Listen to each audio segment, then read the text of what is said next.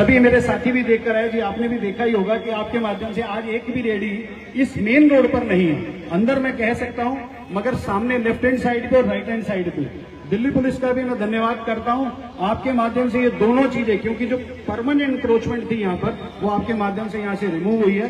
मैं हृदय की गहराइयों से आपका भी अभिनंदन करता हूं। और जो इस प्रकार की व्यवस्था आपके माध्यम से, दिल्ली सरकार के माध्यम से हमें मिली है, मैं दिल्ली सरकार तो आप ही हैं, एक विधायक जी और सांसद जी दोनों आए हैं, तो हम आपके माध्यम से दिल्ली सरकार का भी ओम श्री गोवर्धन भक्त मंडल हृदय की गहराइयों से अभिवादन करता है और धन्यवाद देता है कि इतनी सुंदर व्यवस्था के लिए भोलेनाथ की कृपा आपकी और विधायक जी पर, दिल्ली सरकार पर, भारत सरकार पर बनी रहे।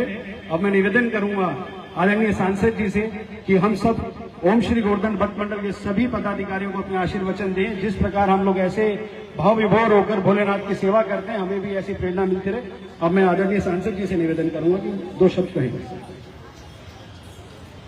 ओम श्री गोवर्धन भक्त मंडल द्वारा आयोजित ये शिविर, जो कि लगातार पिछले 25-26 सालों से यहाँ पर लग रहा है।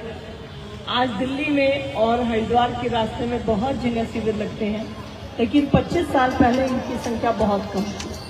तो उस समय से लेकर आज तक कांवड़ियों की सेवा की व्यवस्था करना, उनके भोजन का, उनके रहने का पूरा उचित इंतजाम करना, ये भक्त मंडल करता रहा है।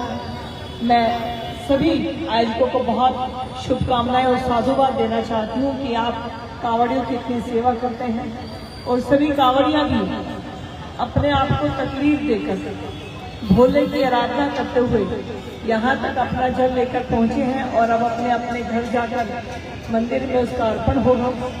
मैं भगवान शिव से प्रार्थना करती हूँ कि सभी कांवड़िया जिस भी मनोकामना से जल को लेकर आए हैं, भगवान शिव की आराधना कर रहे हो, उनकी वो मनोकामना पूर्ण हो, वो स्वस्थ रहे, वो सफल रहे। और साथ में आयोजन कमेटी का भी बहुत धन्यवाद करना चाहती हूँ।